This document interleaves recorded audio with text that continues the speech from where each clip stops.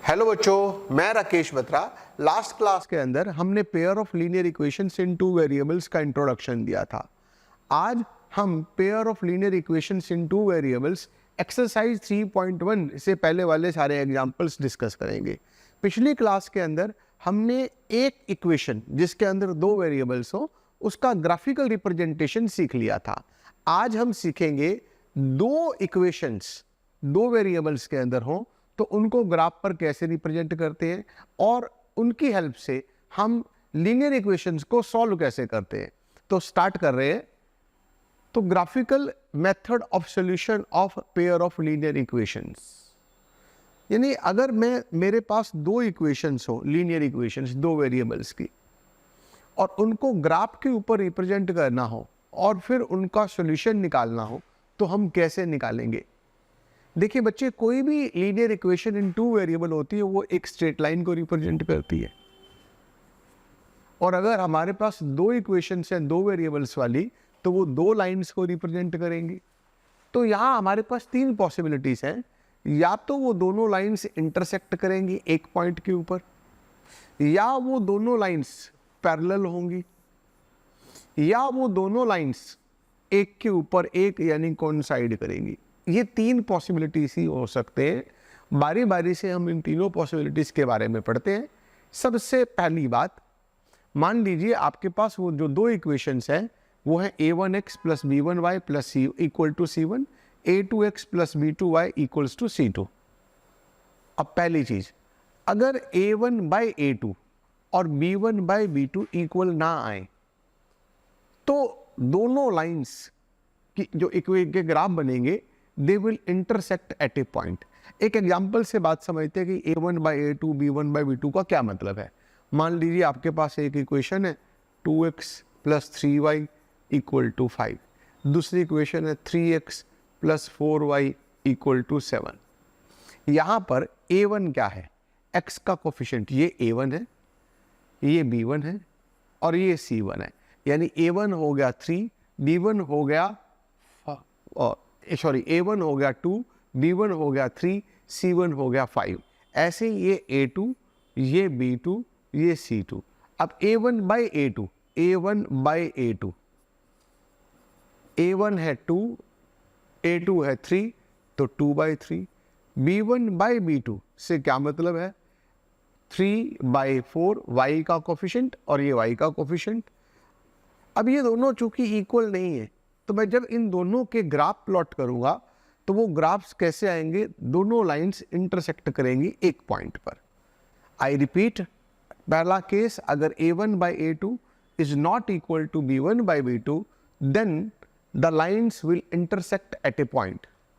और ऐसे अगर लाइंस एक पॉइंट पर इंटरसेक्ट कर रही हैं तो इसका मतलब they have one common point. और वन कॉमन पॉइंट का मतलब यूनिक सॉल्यूशन। यूनिक सॉल्यूशन से मतलब यानी x और y की एक एक वैल्यू ऐसी है जो इन दोनों इक्वेशंस को सेटिस्फाई कर रही है। और ऐसे सिस्टम ऑफ लीनियर इक्वेशंस को हम बोलते हैं कंसिस्टेंट।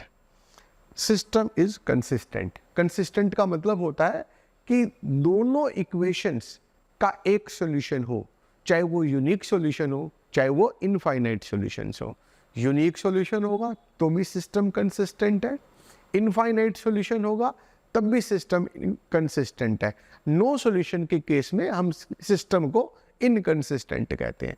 केस नंबर 2 में हम लेते हैं कि अगर a1 by a2, b1 by b2 और c1 by c2, a1 by a2 और b1 बाई b2 तो इक्वल है but not equal to c1 by c2, तो जो इनका ग्राफ बनेगा वो दो लाइंस जो बनेंगी the lines will be parallel. चूंकि लाइंस पैरेलल हैं तो इसका मतलब they have no common point, इनका कोई भी पॉइंट कॉमन नहीं है। और अगर कोई पॉइंट कॉमन नहीं है तो इसका मतलब system has no solution. Such a system is called inconsistent. ऐसे सिस्टम को हम इनकंसिस्टेंट कहते हैं। केस नंबर 3 में हम इन तीनों को इक्वल ले लेते हैं, a1 बाई a2 और b1 बाई b2 और c1 बाई c2 इक्वल आ जाए तो उस केस में लाइंस ओवरलैप कर जाएंगी। पहली लाइन दूसरी लाइन के ऊपर आ जाएगी। जब दोनों लाइंस एक को के ऊपर एक है तो इसका मतलब पहली लाइन के ऊपर जो इनफाइनाइट पॉइंट्स हैं और दूसरी लाइन के जो इनफाइनाइट पॉइंट्स हैं दे कोइंसाइड, यानी system will have infinite solutions. इस केस के अंदर क्या होगा, लाइंस विल कोइंसाइड कर रही हैं तो it means they have infinite solutions. ऐसे सिस्टम को भी हम बोलते हैं कंसिस्टेंट, ऐसे सिस्टम को भी हम कंसिस्टेंट सिस्टम बोलते हैं। अब आगे बढ़ते हैं, अब हम एग्जाम्पल 1 की ओर मूव करते हैं। अब हमको इनका ग्राफ की हेल्प से चेक करना है कि ये सिस्टम कैसा है, लाइंस कैसी बनेगी, सिस्टम कंसिस्टेंट है या इनकंसिस्टेंट है, और अगर ये कंसिस्टेंट है तो हमें इसे सॉल्व करके x और y की वैल्यू भी बतानी है। तो सबसे पहला काम, हम x + 3y = 6 का ग्राफ प्लॉट करते हैं। हमने पिछली क्लास के अंदर भी इसका ग्राफ प्लॉट करना सीखा था। एक बार हम रीकैप करते हैं कि कैसे करते हैं। मेथड क्या होता है कि जैसे x + 3y = 6 है, तो आप इन दोनों में से किसी एक को राइट में शिफ्ट कर लो, किसी एक को राइट में शिफ्ट कर लो, बेटर रहेगा। अपनी कैलकुलेशन को अगर आपने आसान बनाना है तो बच्चे बेटर क्या रहेगा कि जिसका कोफिशिएंट ज़्यादा है ना, जिसका कोफिशिएंट ज़्यादा है उसको इधर शिफ्ट करो, आपकी कैलकुलेशन आसान हो जाएगी। जैसे यहाँ मैंने x = 6 - 3y कर दिया, इस 3y को इधर लेके आया। अब मैं क्या करूँगा, y की वैल्यू पुट करूँगा। जैसे y की जगह मैंने 0 पुट कर दिया तो x आ गया 6। मिनिमम 2 वैल्यूज पुट करनी जरूरी होती है। एडवाइस ये रहेगी कि आप 3 वैल्यूज लो। उन 3 वैल्यू से क्या बेनिफिट मिलेगा कि तीनों पॉइंट्स अगर एक लाइन में आते हैं तो इसका मतलब हम काम ठीक कर रहे हैं। 2 पॉइंट्स तो हमेशा कोलिनियर होते ही होते हैं, अगर तीनों एक लाइन में आ गए तो बेटर रहेगा। उससे हमारी हमें कंफर्म हो जाएगा कि हमने काम ठीक किया है या गलत किया है। तो हमारा तरीका क्या है कि इन दोनों में से एक को राइट में शिफ्ट कर दो। बेटर क्या रहता है, जिसका कोफिशिएंट ज़्यादा है उसे शिफ्ट करो।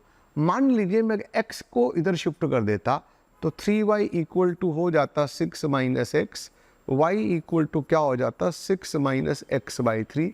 तो उससे होता क्या कि जैसे मान लो मैं x को 1 पुट करता तो ये 5/3 फ्रैक्शन में आता, मेरे को कैलकुलेट करना मुश्किल रहता। तो बेटर क्या रहेगा, जिसका कोफिशिएंट ज़्यादा है उसे राइट में शिफ्ट करो। अब y की जगह पहले हमने रखा 0, y को रखा 0, तो 6 - 3 × 0, x की वैल्यू आ गई 6 - 0 यानी कि 6। अब क्या करेंगे, y को हमने पुट कर दिया 1, y को 1 पुट किया तो 6 - 3 × 1 हमारे पास आ गया 6। फिर y को रखा 2, 6 - 6 ये आ गया 0। अब आगे बढ़ते हैं, 2x - 3y = 12 को प्लॉट करते हैं। In the same way x का कोफिशिएंट 2 है, y का कोफिशिएंट -3 है। बड़े वाले कोफिशिएंट को इधर शिफ्ट कर दिया तो 2x हो गया 12 + 3y, 2 से कर दिया डिवाइड। अब हम y को वैल्यूज पुट करते हैं। y की जगह हमने 1-2 वैल्यूज पुट करते हैं। जैसे y की जगह मैंने पहले रखा 0, तो 12 + 3 × 0 डिवाइडेड बाई 2, तो 12/2 6। फिर y को रखा -2, x आ गया 3। In the same way y को रखा -4, x आ गया 0। अब हमको क्या करना है, इन पॉइंट्स को प्लॉट करना है बच्चे ग्राफ के ऊपर। कैसे प्लॉट करते हैं, पहले x = 6 - 3y को प्लॉट करते हैं, फिर इन x = 12 + 3y/2 को प्लॉट करते हैं। तो पहले हमने x + 3y = 6 के ये जो पॉइंट्स है 6, 0, 3, 1, 0, 2 इनको ग्राफ पर प्लॉट कर लेते हैं। तो 6, 0, x की वैल्यू 6, y की वैल्यू 0। y0 कहाँ पर होता है, x एक्सिस पर होता है। अगला पॉइंट है x3, y1, x3, y1, ये 3 पे गए, ये 1 पे गए। अगला पॉइंट है x0, y2, x0, y2, ये पॉइंट हो गया। अब इन तीनों पॉइंट्स को हम कर देते हैं ज्वाइन और हमारे को मिल गई ये पहली लाइन, कौन सी, x + 3y = 6। ठीक इसी तरीके से सेकंड लाइन के पॉइंट्स को भी हम ज्वाइन करते हैं, इनको प्लॉट करते हैं। पहला पॉइंट कौन से, 6, 0, ये रहा मेरा 6, 0 पहला पॉइंट। अगला पॉइंट है 3, -2, x3, y -2, ज्वाइन करके ये पॉइंट आ जाएगा 3, -2। अगला पॉइंट है 0, -4, x0, y की वैल्यू -4, ये पॉइंट आ जाएगा मेरे पास 0, -4।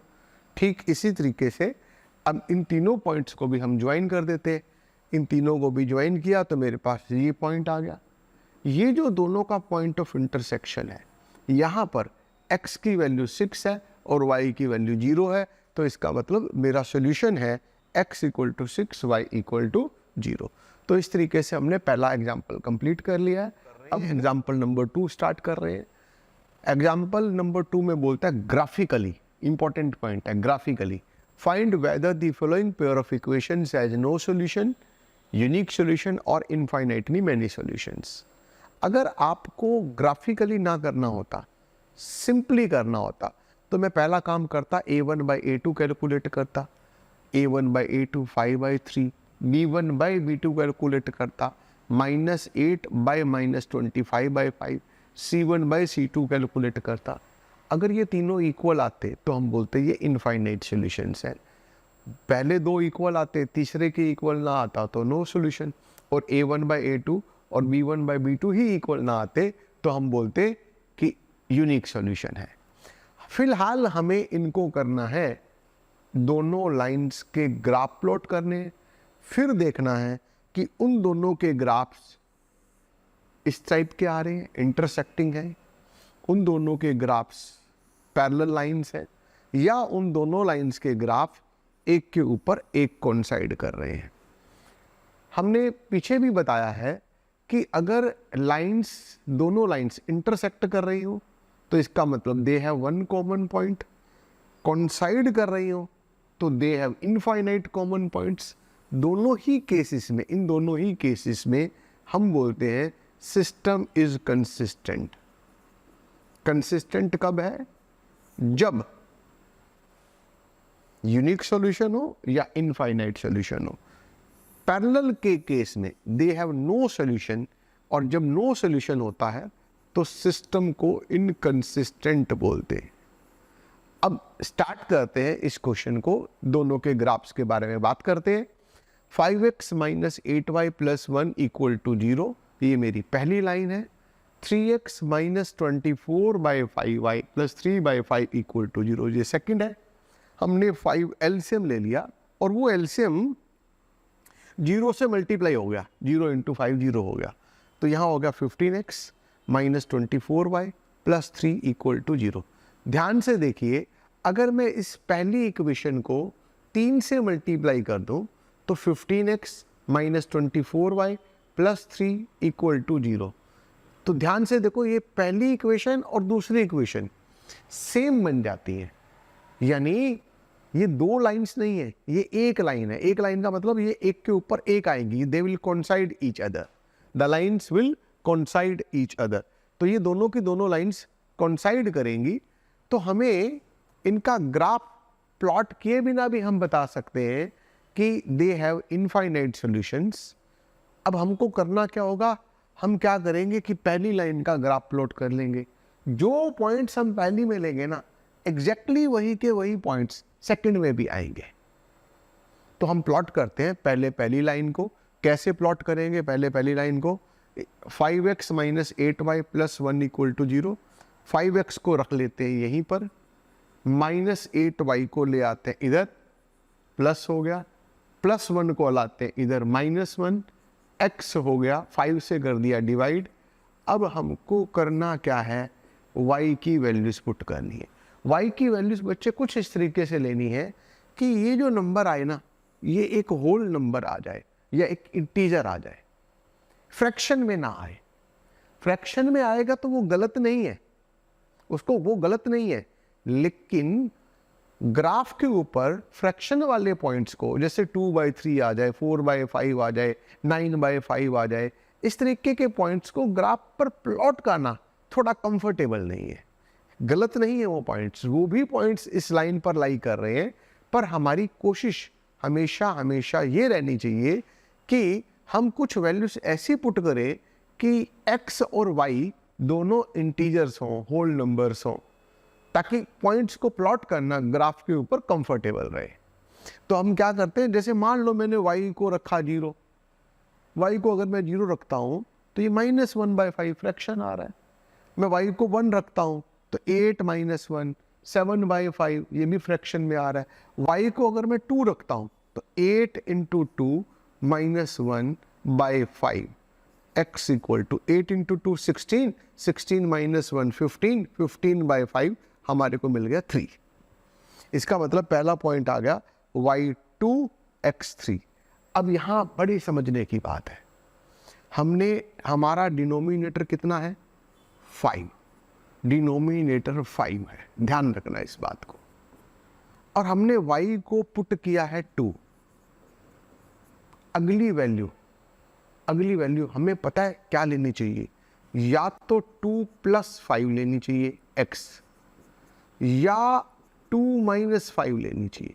5 के गैप पे जितना डिनोमिनेटर है, अगर आप उतने गैप पर लोगे तो पक्का ये इंटीजर्स आएंगे। आई रिपीट दिस पॉइंट, ये पॉइंट बहुत ही इंपॉर्टेंट पॉइंट है, ध्यान से समझिए कि वैल्यूज को कैसे पुट करना चाहिए। पहली वैल्यू मैंने y को जब मैंने 2 रखा तो ये मिल गया मेरे को एक होल नंबर, ये मिल गया मेरे को एक इंटीजर। अब मैं y की जगह पर ऐसा क्या पुट करूं कि ये डायरेक्ट एक इंटीजर ही आए। तो नॉर्मली बच्चे क्या करते हैं, 2 के बाद 3 ट्राई करते हैं, 4 ट्राई करते हैं, 5 ट्राई करते हैं, नहीं करना ये सब ट्राई। उससे क्या होगा, वैल्यूज फ्रैक्शन में आएंगी। बेटर क्या रहेगा कि y की जगह ऐसा क्या पुट करे कि ये एक होल नंबर आए, क्योंकि डिनोमिनेटर 5 है, ध्यान देने वाली बात है।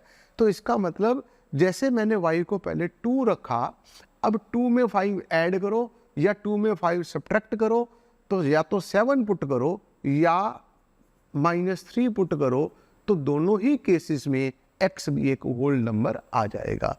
तो मैंने क्या रखा, x को रख लिया -5, y को रख लिया -3।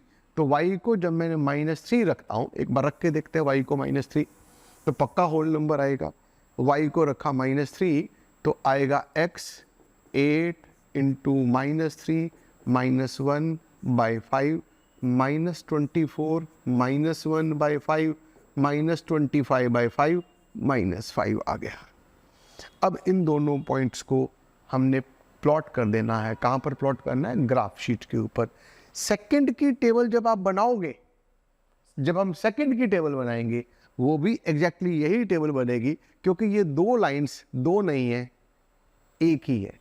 क्योंकि सेकंड लाइन को फर्स्ट लाइन को जब 3 से मल्टीप्लाई किया था तो मेरे को सेकंड मिल गई थी। अब सेम वे में 15x - 25y + 3 = 0 में भी 3, 2 और -5 - 3 पॉइंट्स ले लेते हैं।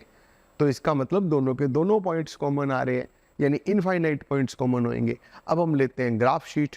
ग्राफ शीट पर पहला पॉइंट है 3, 2 x3 y2 x3 y2 इनकी सीध में गए, ये पॉइंट आ गया 3, 2। दूसरा पॉइंट कौन सा है बच्चे, दूसरा पॉइंट है हमारे पास -5 - 3, x की वैल्यू -5, y की वैल्यू -3, y की वैल्यू -3 सीध में गए, ये पॉइंट आ गया। अब हमने इन दोनों पॉइंट्स को ज्वाइन किया तो मेरे पास ये लाइन आई। सेकंड लाइन के भी यही पॉइंट्स हैं, तो वो भी यही की यही लाइन आ गई। इसका मतलब लाइंस कैसी हैं, लाइंस है हमारी, ये दोनों लाइंस कैसी हैं, ये दोनों लाइंस एक ही लाइन है। इसका मतलब they have infinite many solutions. Since lines are coincident, therefore system has infinite solutions। तो इस तरीके से हमारे ये दोनों एग्जाम्पल्स हमने कवर कर लिए हैं। मूव करते हैं एग्जाम्पल नंबर 3 पर। एग्जाम्पल नंबर 3 क्या कहता है, Champa went to a sale to purchase some pants and some shirts. ठीक है, when her friend asked her how many of each she had bought, she answered that number of skirts is 2 less than twice the number of pants. Also, the number of skirts is 4 less than 4 times number of pants. Help her friend to find how many pants and skirts Champa bought. ये तो मैंने statement पढ़ी, एक एक अब आराम से इस क्वेश्चन को करते हैं। पहला, चंपा सेल में गई, उसने कुछ पैंट और कुछ स्कर्ट्स खरीदी। मैटर क्या रहता है कि नंबर ऑफ पैंट्स को हम x मान लेते हैं और नंबर ऑफ स्कर्ट्स को हम y मान लेते हैं। When her friend asked her how many of each she bought, यहाँ इस लाइन की कोई इंपॉर्टेंस नहीं है। द नंबर ऑफ, इस लाइन को ध्यान से देखते हैं, number of skirts is two less than twice number of pants. Number of skirts, skirts कितनी है y, नंबर ऑफ स्कर्ट्स यानी कि y is two less than, तो -2, किससे -2, twice the number of pants, जो नंबर ऑफ पैंट्स हैं उसके double से यानी 2x। I repeat, number of skirts यानी कि y is two less then यानी -2, नंबर ऑफ पैंट्स के डबल से तो 2x -2। तो पहली इक्वेशन बन गई मेरे पास y इक्वल टू 2x -2। अब अगली लाइन पर पढ़ते हैं, अगली इक्वेशन पर क्या कहते हैं। Also number of skirts, also number of skirts यानी कि y, also number of skirts यानी कि y इज 4 लेस देन यानी -4, 4 टाइम्स नंबर ऑफ पैंट्स यानी कि 4x। तो हमारी सेकंड इक्वेशन बन गई y इक्वल टू 4x -4। अब हमको करना क्या है, इन दोनों के प्लॉट करने हैं ग्राफ। कैसे प्लॉट करने हैं ग्राफ, y है 2x -2, बहुत सिंपल है। x को रखा 1, x को रखा 1 तो 2 इंटू 2, 2 इंटू 1 -2 यानी 2 - 2 आ गया 0। x को रखा 2, 2 इंटू 2 4, 4 - 2 आ गया 2। x को रखा 3 तो 2 3 जा 6, 6 - 2 4। ये पहली लाइन के ग्राफ पॉइंट्स आ गए। ठीक इसी तरीके से हम सेकंड लाइन के पॉइंट्स ले लेते हैं। x को रखा 1, 4 - 4 0, x को रखा 2, 4 इंटू 2 8 -4 4, x को रख लिया 0 तो 0 इंटू -4 -4। अब बारी बारी से इन पॉइंट्स को हम प्लॉट करते हैं ग्राफ शीट पर। कैसे, पहला 1, 0, x की वैल्यू 1, y की वैल्यू 0, पॉइंट आएगा x एक्सिस पर। x2 y2, x2 y2 दोनों की सीध में गए तो ये पॉइंट आ गया 2, 2। x3 y4, x को रखा 3, y आना चाहिए 4, 3, 4। इनको कर देते हैं ज्वाइन। ये आ गई हमारी पहली लाइन। अब दूसरी लाइन के पॉइंट्स है 1, 0, 2, 4, 0, -4। तो पहला 1 0, x1, 0 ये रहा पॉइंट 1, 0। फिर सेकंड पॉइंट कौन सा है 2, 4, x2 y4, x2 y4 सीधे में गए 2 और 4 की, ये पॉइंट आ गया 0, -4, x0 y -4 ये पॉइंट आ गया।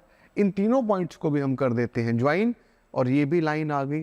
ध्यान से देखते हैं कि दोनों लाइंस इंटरसेक्ट कर रही हैं इस पॉइंट पर 1, 0 यानी उसने पैंट खरीदी है 1 और स्कर्ट्स खरीदी हैं 0। तो number of pants 1, number of skirts 0। तो इस तरीके से ये एक्सरसाइज कंप्लीट हो गई, सॉरी ये एग्जाम्पल कंप्लीट हो गया। अगली क्लास के अंदर हम एक्सरसाइज 3.1 स्टार्ट कर देंगे। ठीक है, थैंक यू वेरी मच।